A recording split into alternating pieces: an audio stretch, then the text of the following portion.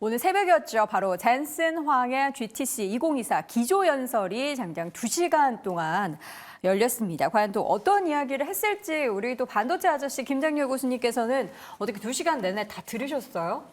조금만. 조금만. 유아뿐만. 핵심만 간단히 네네. 어떤 내용이 좀 나왔습니까? 우리가 너무 많이 기대를 했는지 뭐 실망스러운 건 없었어요. 네. 실망스러운 건 없었는데 실망스러운 게 없었다고요? 실망할 건 없었는데 주가 반응은 좀 안 좋죠.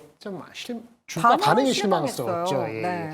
일단 발표된 내용을 보시면 말이죠. 그 블랙웰이라고 아키텍처가 바뀐 거, 그 제품을 연말에 나오는 것을 GB200이라 해가지고 이렇게 발표를 했습니다. 뭐 많이 와닿지 않으시겠습니다만 저도 와닿지는 않습니다. 근데 뭐 속도가 추론할 때, 학습할 때 4배, 5배 좋다. 여러 가지 합치면은 실제는 최대 30배 좋다. 네. 그다음에 퍼포먼스 파워는 뭐 25분의 1을 준다. 다 좋잖아요. 네, 네. 근데 가격이 얼마인데 요 얘기를 안 했죠.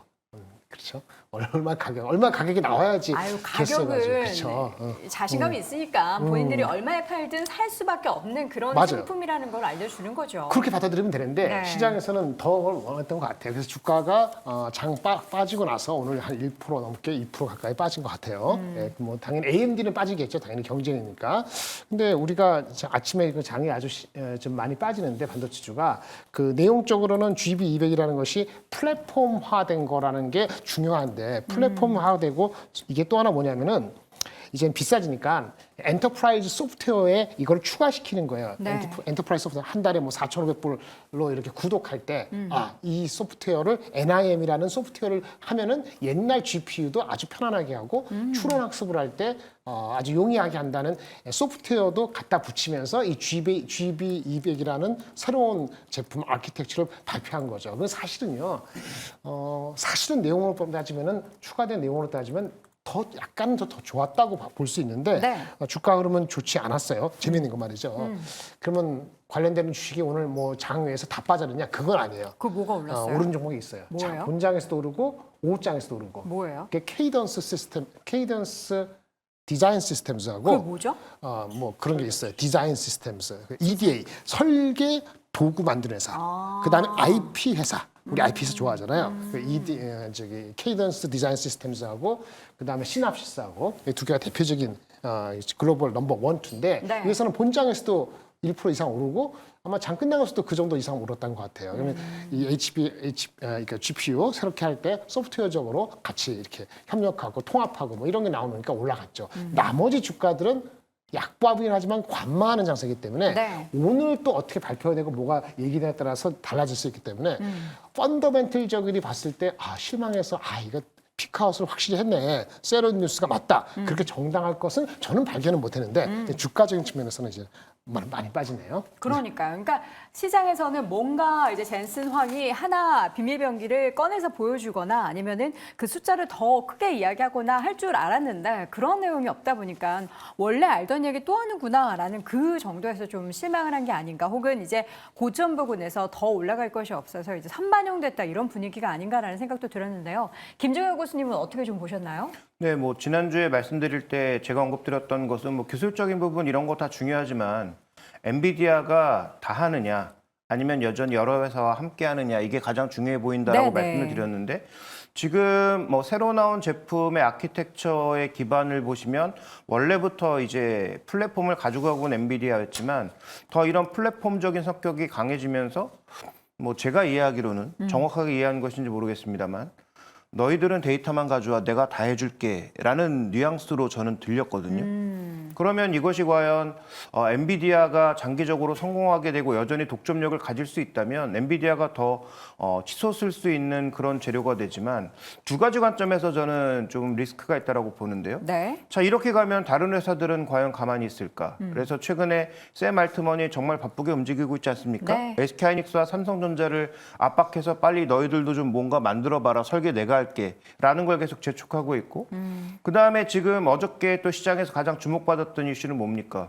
구글의 바드를 네. 애플에 쓸 수 있다라는 게 가장 주목받았던 이슈 아닙니까? 제미나이 아닌가요? 아, 제미나이죠. 네. 아, 죄송합니다.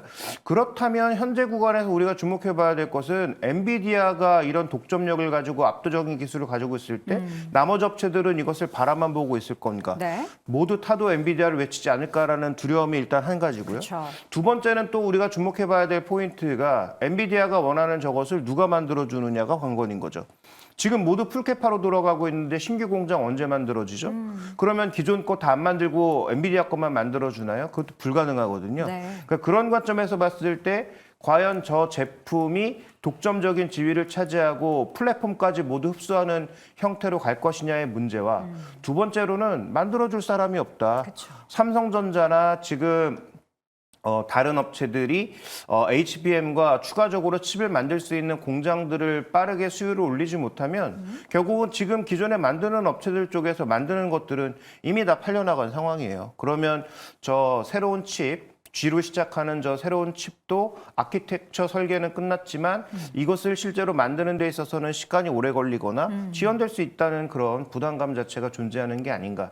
이렇게 전 두 가지를 말씀드리고 싶습니다. 그러니까 여러모로 어제 내용들을 보면서 긴가민가하는 부분들이 있어서 이게 앞으로 어떤 흐름이 이어질지가 저는 명확하게 잘 모르겠더라고요. 그럼 우리 똑똑한 태보 고수가 딱 명확하게 이겁니다라고 좀 정리를 해주시죠.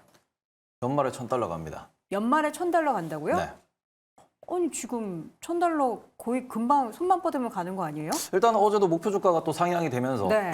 1,050불, 뭐 1,100불, 1,150불의 목표 주가가 계속 올라가고 있는데 이런 부분에서 우리가 목표 주가라는 건 결국 1년 뒤를 기준으로 이야기를 하는 거고 네. 지금 현재 포워드 PER 기준으로 놓고 보시더라도 여전히 30배 정도 비싸다고는 볼 수 있으나 그 상황에서 매우 비싸냐 그러면은 아직까지는 성장성이 남아있다. 그러니까 2014년, 2015년, 2016년까지도 우리가 끌고 갈 수 있는 주식이라는 점에서 여전히 우리가 이제 롱을 외치고 있다라고 네. 보셔야 될 것 같고 그런 부분에 있어가지고 뭐 시외에서 좀 빠졌습니다. 빠졌는데 그 빠진 폭이 지금 1.7% 정도 하락을 해 있습니다. 그리고 이게 어제 장 마치고 난 뒤에 GTC가 진행되는 내도로 1%에서 한 1.8% 정도로 왔다 갔다 하는 모습을 보이고 있는데 그쵸. 이런 상황은 어찌 보면은 세로 뉴스가 터질까 봐 우리는 우려를 했으나 지금 1.7% 정도대 하락이라 그러면은 여전히 GTC가 진행되면서 좀 더 추이를 봐야겠으나 여전히 매수세는 유입되고 있다라고 보실 수 있는 부분이고 그리고는 이제 일제히 목표 주가를 상향하는 이유는 앞서서도 말씀해 주셨습니다. 엔비디아에 대항하는 세력이 나타날 수 있다. 근데 지금은 없죠. 핵심은 지금 그게 아직은 아니다. not yet이라는 그런 접근으로 이제 그런 방식으로 접근할 수 있기 때문에 이런 부분에서는 여전히 우리가 다음 세대, 다다음 세대까지도 계속해서 엔비디아가 이 소위 말하는 성벽을 공고히 할 수 있는 부분이고 그 부분에서 AI 반도체에서 두각을 드러내는 기업이 아직까지도 보이지 않고 있다 보니 네. 말 그대로 엔비디아의 플랫폼 위에서 개발을 해야 되고 엔비디아 플랫폼에 의존해야 되는 그런 기업들이 늘어나다 보니까 오히려 지금 오라클 같은 경우는 뉴스가 나왔는데 오라클은 완전히 이제 엔비디아에 종속되겠다라는 식으로 약간 발표를 했어요. 그래요? 그러면서 엔비디아가 만드는 것을 본인이 자사에 이제 탑재를 하면서 서버를 일체형으로 만들어서 공급하겠다. 뭐 이런 얘기가 나오고 있다 보니까 이런 부분에 있어가지고 오히려 이제 엔비디아를 어찌 보면 이제 하나의 그 좀 팀장 느낌으로 보시면서 형님으로 보시겠다. 네. 그러면서 하나의 약간 우리가 이제 엔비디아 팀으로서 AI 팀으로서 나서는 기업들이 나올 수 있다. 그리고는 반대로 그에 이제 반대되는 애플이나 구글이나 마이크로소프트 이런 기업들도 계속해서 경쟁은 하겠으나 지금 가장 중요한 거는 그래서 우리가 이거를 학습시키는 과정에서 추론시키는 과정에서 엔비디아보다 더 나은 그런 반도체를 제작하는 기업이 아직 없다 보니 이런 부분에서 엔비디아를 계속해서 우리가 관심을 가질 수밖에 없다. 이렇게 보셔야 될 것 같습니다. 그러니까 그 팀 엔비디아에 들어가야 되는 거잖아요. 지금 엔비디아가 뭐 커스터마이징도 해준다, 뭐 다 해준다, 가지고만 알아 이렇게 하면은 결국에 우리가 우려했었던 그들이 다 무언가를 장악하겠다라는 건데 그 우리나라 기업은 어떻게 되는 거예요? 그 팀 엔비디아에 뭐 들어가면 되는 거예요? 하이닉스. 그러니까 들어가면 되는 거예요? 들어갔죠, 하이닉스. 그러니까 들어가 있는데 더 수혜를 받을 수 있는 건지 아니면 좀 약간 뺏기는 건지 뭐 어떻게 되는 거예요? 뺏기는 건 없죠. HBM은 삼성전자, 하이닉스. 네. 뺏기는 게 있을 수 있죠. 마이크론이 잘하면. 네. 하여튼 3파전이 붙는 거니까 뭐 지금 당장에 표면적으로는 우리가 뭐 이슈가 될 건 없는 거죠. 네네. 추가될 회사는 없어도. 아. 그다음에 이제 삼성전자의 지금 보조금 얘기도 흘러나왔잖아요. 60억. 블룸버그에서. 60억 달러. 네, 뭐 과연 그게 맞는지는 또 확인이 필요하긴 네. 합니다만 어쨌든 금액이 늘어난 핵심 포인트는 딱 한 가지죠. 삼성전자가 공장을 추가할 수도 있다라는 네. 어떤 그런 해법을 제시하면서 보조금이 더 늘어났다라고 봐야 되는데 물론 나중에 그 사실관계는 조금 더 확인이 필요하긴 합니다만 어쨌든 삼성전자가 그 비싼 돈을 들여서 보조금까지 받으면서 미국에 공장을 짓는 이유는 네. 거기다가 뭐 디램 지으려고 하는 거 아니죠. 결국 비메모리일 가능성이 높고 비메모리일 거고 그러면 그 비메모리를 짓는 과정에서 아무런 주문을 받을 요량도 없이 거기다 지을 수는 없다는 거죠. 그렇죠. 그러니까 그런 차원에서 삼성전자가 이 판에 들어와야, 즉 삼성전자 지금 너무 부족한 게 맞지만 이 판에 들어와야 엔비디아가 됐든 AMD가 됐든 이들이 생산하고자 하는 AI 칩의 생산량이 늘어날 수 있는 거죠. 물론 인텔도 참여할 수 있습니다만 인텔이 지금 2나노 얘기하고 있는데 과거 뭐 10나노에서 또 헤맸던 걸 생각해 보면 과연 2나노를 그렇게 자신하는 것처럼 빠르게 가져갈 수 있는지는 여전히 좀 확인이 필요한 부분이고요. 네. 그래서 아까도 언급드렸던 것처럼 결국 원하는 만큼 원하는 양을 제 시간에 만들 수 있느냐가 결국 이 AI 확산의 가장 저는 중요한 관건으로 보고 있습니다. 네. 그 기조연설 내용 중에서 로보틱스 관련한 내용을 발표를 하면서 시간 할애를 상당히 많이 했단 말이죠. 혹시 병 교수님, 네네. 로봇 관련해서 이제 오늘은 다양한 모멘텀으로 오르긴 하는데 로보틱스 관련한 언급에 있어서 좀 의미 부여를 할 수 있을까요? 일단 이게 접목 시점 관점에서는 뭐 AI와 연동되는 로봇은 향후의 기술 고도 관점에서 주목을 좀 해야 된다고 보고 있고 네.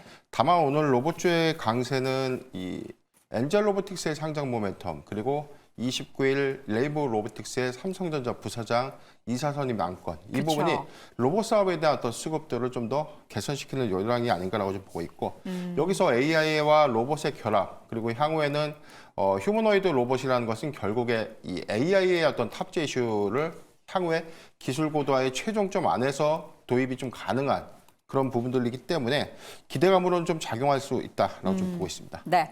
하나만 더 좀 확인을 해보죠. 이 삼성전자, SK하이닉스 뭐 기대를 했는데 뭐 실망도 크게 안 했다고 하는데 주가가 이렇게 빠질 일인가 싶을 정도의 하락입니다. 삼성전자는 1.3%, 하이닉스는 3%대 조정을 보이고 있는데 삼성전자 이제 밤사이에 나왔던 소식 하나가 애플의 그 제미나이가 구글의 제미나이가 애플에 탑재된다 이런 내용이 과연 삼성전자의 AI 관련한 쪽에 있어서 뭔가 경쟁에 좀 열의가 되는 그런 환경이 제시가 되는 건지 그리고 저는 하나 궁금한 게 애플은 본인의 iOS는 본인 거를 쓰는데 어떻게 구글 거를 탑재할 생각을 했을까요? 그러니까 저는 아마 이 협업이 그렇게 길게 가지는 않을 수도 있다라고 보고 있는데 애플이 계속 AI 쪽에서 워낙 뒤처지고 못하게 되면 뭐 어쩔 수 없이 사용할 수밖에 없겠죠. 근데 기존에 있는 애플의 여러 가지 기능들과 이것을 합치는 과정으로 갈 수밖에 없고 그러니까 구글 거 전체를 쓰는 게 아니라 아마 플랫폼 중에 일부 서비스 중에 일부를 가져와서 자기들 것과 결합시키는 그런 작업을 하지 않을까라고 보고 있고요. 일단 뭐 다 아시는 것처럼 뭐 삼성이 가지고 있는 AI의 능력, 기존에 보여줬던 서비스와 소프트웨어 능력이라고 하는 게 그렇게 신뢰도가 높지는 않은 상황에서 애플이 구글과 함께 한다면 이것은 뭐 얘기해 주셨다시피 삼성전자에게 약재로 작용할 수도 있겠죠. 네. 다만 확보할 수 있는 로데이터의 숫자가 삼성의 지금 가전이라든지 이런 쪽에서 확보되는 것까지 전체적으로 수량을 늘려서 같이 경쟁하기 시작한다면 아마 조금 여유에 있을 수는 있겠지만 네. 삼성전자도 나름의 어떤 발전을 해나갈 가능성은 있다라고 보여지고요. 어쨌든 결론적으로 애플과 구글이 어떤 식으로 결합하는지를 우리가 명확하게 알 수 없기 때문에 이에 대한 판단은 조금 지연시키는 게 좋겠고 만약에 정말 끈끈한 결합이라면 언급하셨다시피 약재가 될 가능성은 충분히 있어 보인다. 그러면 삼성전자의 선택도 명확해지겠죠. 우리의 네. AI가 좀 더 그렇게 효율적이고 아주 높은 수준이 아니라면 누군가를 또 찾아 헤맬 수밖에 없다 이렇게 보고 있습니다. 근데 지금 이 애플과 구글 관계 같은 경우에는 갑자기 좀 부각되는 모습을 보이고는 있지만 네. 지금 이미 구글 같은 경우에는 구글의 검색을 애플에 탑재를 시킴으로써 사파리의 기본 검색을 구글로 잡아줌으로써 그쵸. 거기에서부터 계속해서 애플에다가 돈을 대고 있습니다. 진짜 이거는 어떻게 보면 애플의 영업 방침이라고 보실 수 있는 게 네. 구글의 서비스를 애플이 쓰는 거예요. 그런데 애플은 야 우리가 너네 거 써주잖아. 우리 iOS를 쓰는 전 세계 20억 명의 그 사람들을 너네가 데이터베이스화 할 수 있잖아. 그러니까 우리한테 돈 내놔. 라고 하는 거거든요. 근데 이 부분에 있어서 제미나이 역시도 지금 블룸버그에서 어제 기사가 나온 부분을 찾아보시면은 네. 그 부분에서 여전히 구글이 애플한테 돈을 주고 제미나이를 써주세요. 잼미니를 써주세요라고 일단 요청하는 형태로 지금 해석을 하고 있거든요. 그래요? 예, 이 부분이 어찌 보면은 애플의 그 영업 방침이자 영업 전략이자 지금 그런 식으로 또 오픈AI를 압박하는 걸 수 있죠. 나 우리는 구글한테 돈 받고 이렇게 이제 쓰는데 너네는 왜 GPT는 우리한테 돈 안 주냐? 이런 것도 충분히 있을 수 있다라는 점에서 요거는 빅테크 간의 어찌 보면 합종 연행이자 네. 빅테크의 과거 이제 경영 방식이다. 이렇게 좀 해석하시면 좋을 것 같고 그다음에 지금 우리나라에 대해서 이제 우리가 GTC가 열리고 있는데 거기에서 우리나라 관련된 기업의 언급이 좀 있었어요. 있었죠? 예, 그게 뭐냐면 우리나라 조선업입니다. 네. 우리나라 조선업 관련돼 가지고 이제 현대 쪽이에요. 이제 HD 현대 쪽이 얘기가 나온 게 뭐냐 조선업이요? 그러면은 네. 지멘스랑 지금 어찌 보면 이제 뭐 협업을 하고 있는데 가상 공간에서 배를 설계하는 기술을 돌릴 수 있다. 네. 그러니까 말 그대로 지금 AI가 우리가 확산된다라는 점에서 핵심이 되는 거는 사람이 하는 모든 업무를 어찌 보면 AI가 가상에서 한번 미리 돌려보고 그리고는 네. 먼저 계산을 한번 돌려보며 그런 점에서 효율성을 추구할 수 있다는 점에서 좀 이슈를 받고 있는 건데 여기서 이제 우리나라 같은 경우에도 조선소에서 이제 먼저 선박을 먼저 건조하는 그러면서 이제 테스트를 해보고 좀 더 다양하게 이렇게 디자인할 수 있다. 뭐 이런 식에 대해서도 언급이 되고 있다는 점은 참고로 좀 해보셨으면 좋겠습니다. 엔비디아가 이 IT에만 국한된 게 아니라 이제 AI 관련해서 다 손을 대는 것 같아요. 바이오도 손대고 조선도 손대고 이제 모든 산업의 전천후로 다 이 AI가 활용이 될 것이기 때문에 그 산업의 확장은 정말 이야기한 것처럼 1,000억 달러를 넘어설 것이다라는 게 그냥 허투루 나온 그 숫자는 아닌 것 같습니다. 오늘 관련하게 나온 이야기들 모두 한번 정리를 해봤고요. 다시 한번 한 줄 평으로 확인해 보시죠. 김정일 교수입니다. 기대가 너무 컸나 자문이 필요하다. 김종효 교수는 AI 더 빨리 하고 싶으나 없다. 변영인 고수 AI 산업의 확장, 기술 고도화 트리거가 될 것이다. 태혜보 고수 소문난 잔치에는 먹을 게 없다라고 의견을 남겼습니다. 자, 오늘 쟁탑5 함께하고 있습니다. 이어서 4위 주제 확인해 볼까요?